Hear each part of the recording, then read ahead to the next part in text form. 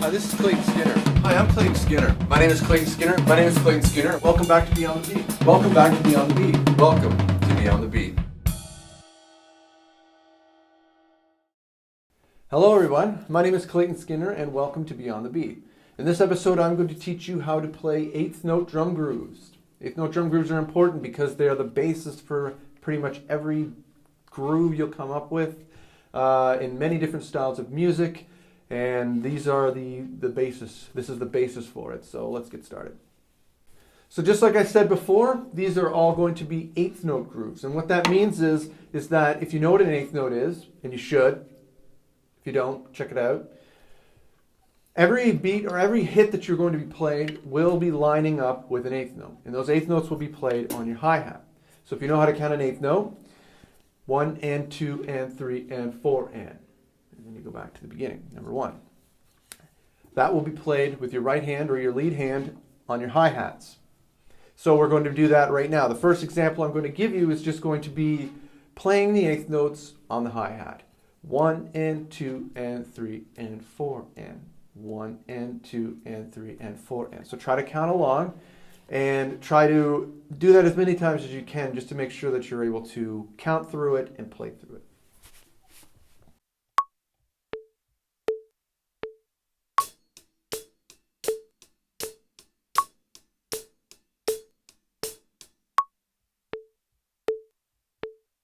Now the second exercise on the PDF, you'll notice that on beats 2 and 4, there are snare drum hits. Now those snare drum hits only happen on 2 and 4. And what's going to happen is you're going to make sure you're still playing with your right hand on the hi-hat, 1 and 2 and 3 and 4 and. But with your left hand, you're going to hit at the same time, on 2 and 4, your snare and your hi-hat. So 1 and 2 and 3 and 4 and.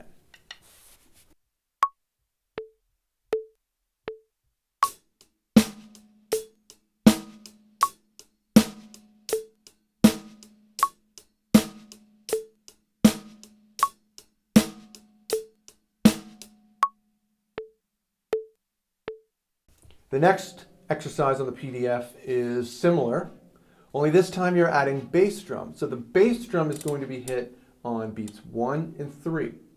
So it's kind of the opposite of what you did last time.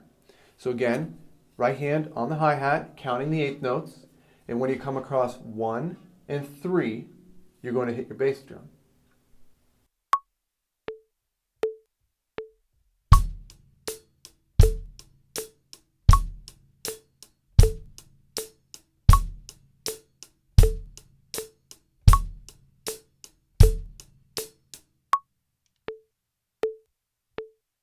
Okay, number 1 in the PDF takes the first 3 exercises, puts them together, and gets you a beat. Now this is probably the most common drum beat you will ever hear. You can pretty much play it in any song. Even if it's not the same beat in the song, you could still play this along with it. And I suggest you try that. Put a song on and try to play this beat along with it. And that will really help with your timing and your ability to follow along, and it'll increase your speed. Another way is to do that with a metronome, and I'll explain that in a minute. So, exercise 1, you have the bass drum on 1 and 3, and then you have the snare drum on 2 and 4. And again, you're matching everything with what you're doing with your right hand. 1 and 2 and 3 and 4 and. So, give that a try.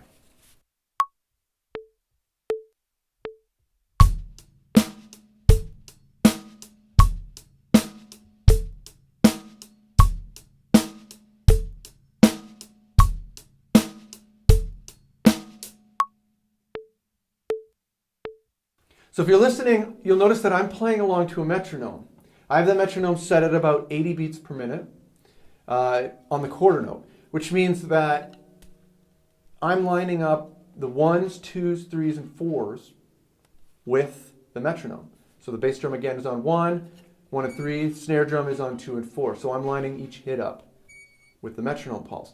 And that's a really good way of learning how to play it because it's a simple beat and you'll learn how to follow along with the metronome. Now, if you want to learn how to speed up and you want to do it properly, you can speed the metronome up incrementally. Like I said, I'm starting at 80, 80 is about this. Here's an example of 80. So that's 80 beats per minute. 1, 2, 3, 4. You know what I mean? So now, if you wanted to speed it up, you could just speed it up slowly. So, I mean, try doing it at, well, here's an example, 120. That's a pretty big jump, but you should be able to handle it. 1, 2, 3, 4. 1, 2, 3, 4. So you could speed up as you go along, and you'll get more comfortable with that speed.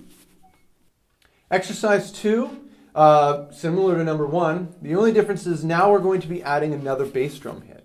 And if you're looking at the PDF, you'll see that it takes place on the and of 2. So you still have the bass drum on beat 1 and 3. Snare drum still on 2 and 4. And the bass drum now will hit 3 and. 1, 2, 3, and 4. This is another very common beat.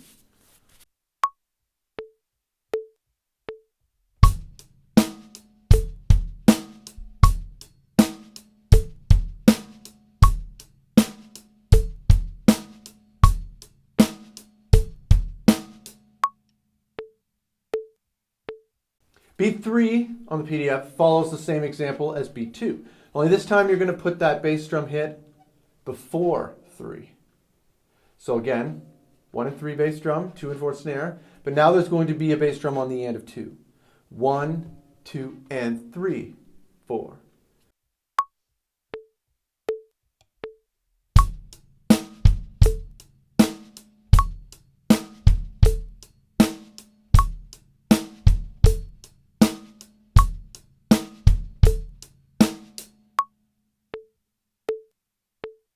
Now, those last 2 beats are very similar, like I said, but at the same time, they're very different. A lot of the times when people really get to know exercise 2, and then they jump into exercise 3, or the beats that are those 2, they have problems with them. So I would actually suggest once you get to know them individually to actually practice bouncing back and forth between them, because you really have to make sure you're able to play them individually. Don't get them confused.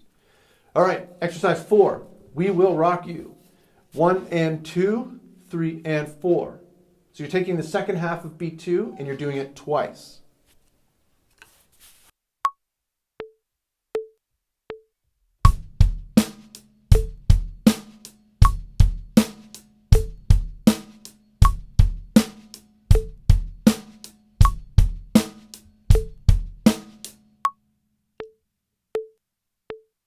Exercise 5 now takes what happens in number 3. Yes, 3. 1, 2, and 3 for and. Now there's another bass drum in here, so it kind of creates a loop. 1, 2, and 3, 4, and 1, 2, and 3, 4, and 1. Now take your time with this one because it can get really confusing. It's kind of a pain in the butt. Nobody really gets this right off the hop. So just count along to it, really pay attention to what you're seeing, really pay attention to what I'm doing, and then try to do what I'm doing.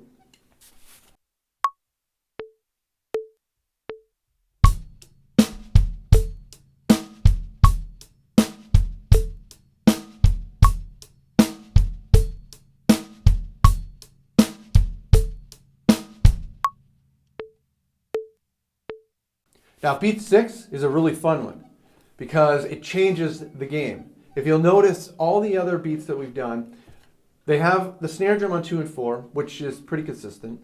But the bass drum, there's always been a bass drum on 1 and 3. Now, number 6 does not have a bass drum on beat 3. You have the bass drum on 1, the and of 2, and then the and of 3. So beat 3 is left blank. So if you're listening to the metronome, you'll notice that the metronome clicks between 2 bass drum hits.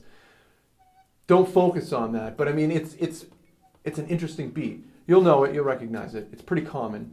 So again, there's no bass drum on beat 3, which can cause a lot of issues. So just count along to it, get the rhythm in your head, and then play along.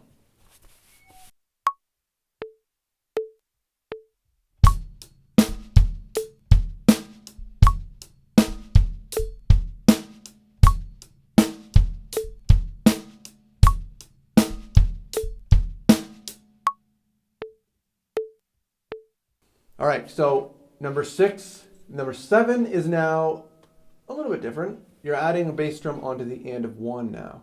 1 and 2 and, nothing on 3, and 4. 1 and 2 and 4.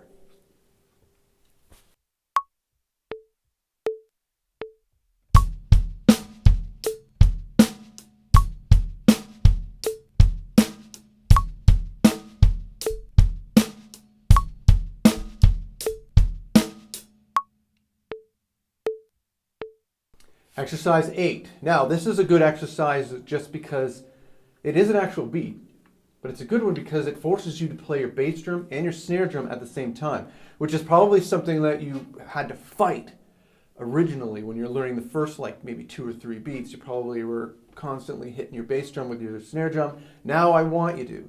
This is the beat for a song called Another Brick in the Wall. This goes pretty much through the entire song. So if you have that song, if you like that song, try playing this beat along to it. So you have the bass drum on 1, 2, 3, and 4, and the snare drum is on 2 and 4. So again, you're playing the snare drum and the bass drum at the same time. This is the time when you're allowed to do it. Don't do it earlier.